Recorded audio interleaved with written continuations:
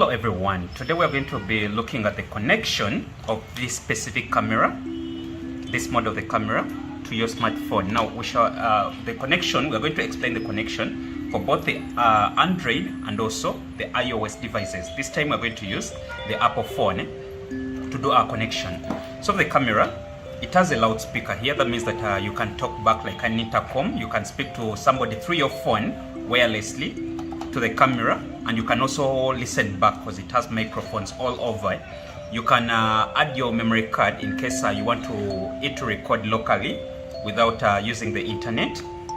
And behind it has the power, that's the one that gives it the power, and then the reset button. For the reset button, in case you want to reset, let's say it has been connected to a specific phone and you want to switch, all you have to do is press the reset button for about 5 seconds until you hear it talk. Now it is resetting. Okay, now that's the part with the camera. Now let's look at the connections when it comes to the phone. So for the phone, first you need to download the application from either Google Play Store or the Apple Store. Ours is already downloaded, so we shall go ahead and open it. Of course, they'll have their agreement. Yes, you say we've read and agreed.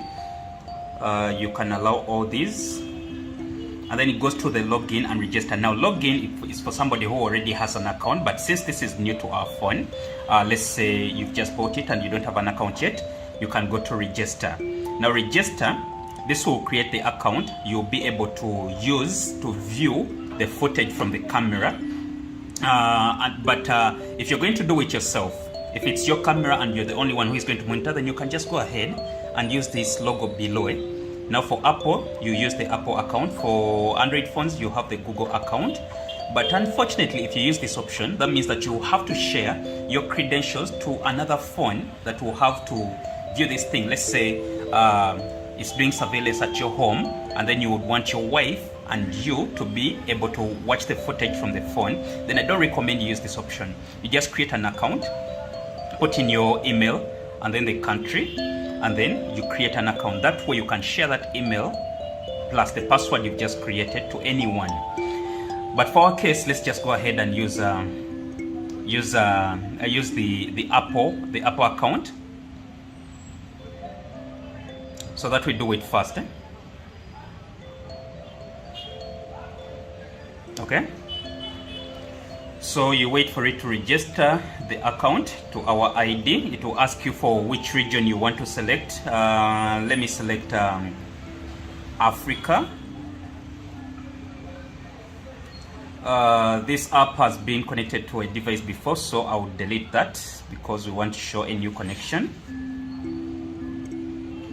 So this is the way you would receive a new application to your phone. All you have to do is either go to add device or go to this plus sign. Both of them will do the same thing. So right now it has opened the QR scanner, but we're not going to use that. This option is possible if you want to scan this code, but this is a longer procedure. Let's go with the easy one. So what you do, you just go to this option that has cannot find QR code on the device. So basically you click in the blue banner that comes so that it gives you more options. Now for our case, we're going to use the Wi-Fi. We're going to select the Wi-Fi smart camera and then go to the AP hotspot connection. It's the quickest way I would recommend to everyone. So what I'm going to do right now is put in our password. So please hold on, I don't want to show our password. Now our password is entered. So all we have to do is confirm. So for your case, what you have to do, it will scan the Wi-Fi networks around, and then you select which one you want to your camera to be connected to. That means that to use this camera, you need an internet connection. So most times you could buy a small modem or a router for your home for the connections. That way you can be able to receive a live footage. But still also, if you want to connect it, you don't want to use internet, you can still go ahead and use the memory card. That way it will be storing all the footage to the memory card. So we shall go ahead and confirm this. The next option will be connect to AP spot. That's the hotspot. So the camera, the phone will try to communicate with the camera, and create a hotspot. So this is the hotspot, the camera. Now what this thing does, this camera will try to communicate with a phone that's trying to request something from it. So it creates a hotspot for the phone. So all we have to do is click on the hotspot it has created. Now it is created. So what we have to do is now go back to our application and then allow this. Hold up. Okay.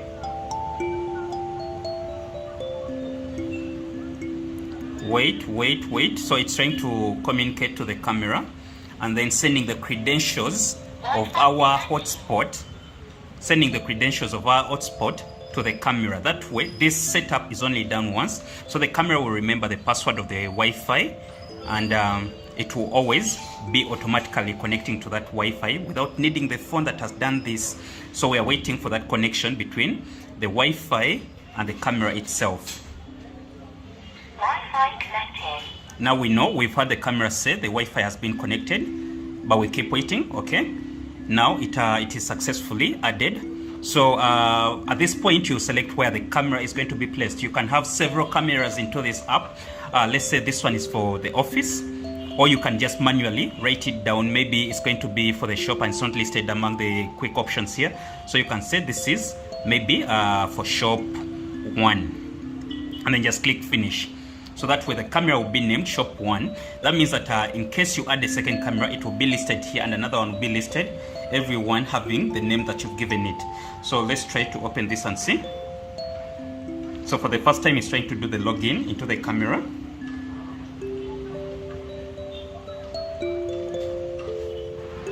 So now logging in, remember this is the first time that you're using this. The first account we created is the account having the cameras, but then you also need to create a password specifically for the cameras, for the access of the camera. So what we do, we go ahead and set a password. What should we use? Let's call it camera. Make it stronger. So I'll say camera at 1 2 3. So the password is weak, but this for demonstration purposes. So we said it was, let me be sure, camera with capital C, camera at 1 2 3. So we shall go ahead and confirm.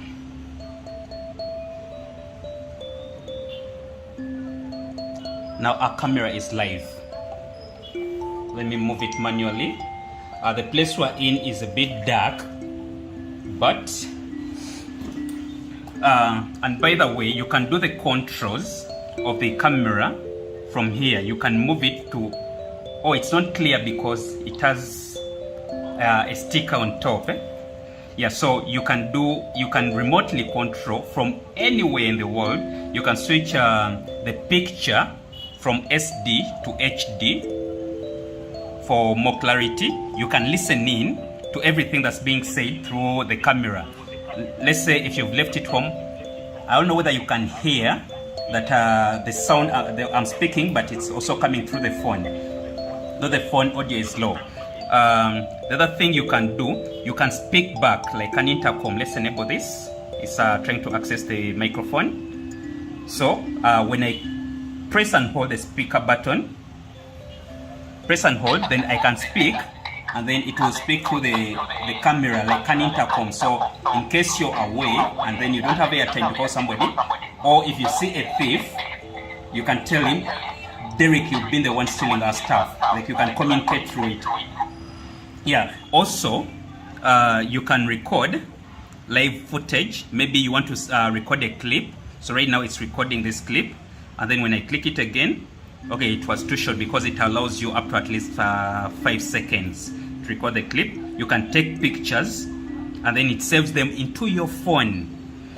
You can replay the recordings. If there is an SD card, then you can go back and record. It will show you a calendar here and show you all the times that it has recorded. You just go back to that date and then walk through all the time it has started recording. You can buy cloud storage in case, let's say a thief can come and steal the camera, but then if you're storing on the cloud or straight to your phone, they can never steal that footage. So the subscription for the online storage is, I think, $1. It's about $1 a month. That's about just $12. It's less than I think 80,000. But let's go back to this. So let's say if you've connected about 5 cameras to this to your phone, you can go here to this option, these squares. You click on it, it will map them all up. So it will show you footage for all the locations you have. If there are shops, then it will show you all the locations live of the recordings. So that's the other option. Then there are more options. You can add the face tracking. So it will when you put that option, it will be tracking the movements. You get, if it sees a detection, it will keep following it. So if somebody enters your shop or your house, the camera will follow that person from the time they've entered and then keep on following them to wherever they are. So there's that option, and then you can also set guard positions. Let's say in case it has moved to a certain position, it shouldn't stay there forever. Let's say somebody has just passed, it shouldn't stay there forever. You can set a guard position, that way it can always come back to that position in case there is no footage wherever it had settled at. The other options, there's so many other options. You can look at the settings. You can put it, let me go back to this. You can put it, iPhones, you can put it to full screen. Either my fingers are so small or too big for this phone. Yeah, so basically, when you go back, you can go to more options here. Set the settings. Now with the settings, you can set the alarm. When do you want it to send you the alarm to your phone? Update the firmware. You can make it set alarms to the camera itself or to the phone. You can make it send you updates whenever it sees movement. You can set the human detection. You can set the quality. Right now we don't have the SD card installed. You can set whether you want it to be recording continuously or only when it detects somebody moving. You can set which kind of shapes it should detect for the motion, because sometimes if you leave it to Geno, it can detect anything that's moving, but you can set it to detect only human shapes for it to record. Basically, there's so many things you can do. You can do an inversion. Let's say if you're going to put it on the ceiling, you can invert it from the settings so that it gets you an upright image. And there are so many other things that you can explore with this camera. So also, you know, those annoying voices, it keeps speaking back. Maybe if you don't want that, maybe if you're going to set it somewhere and it's a quiet place and you don't need it to keep talking every time, you just go to settings, then advanced settings, and then you remove the prompts, you switch them off. So that's basically everything with the connection of this camera. I hope you enjoy it, and in case you get any issues, have no problem contacting us for any help.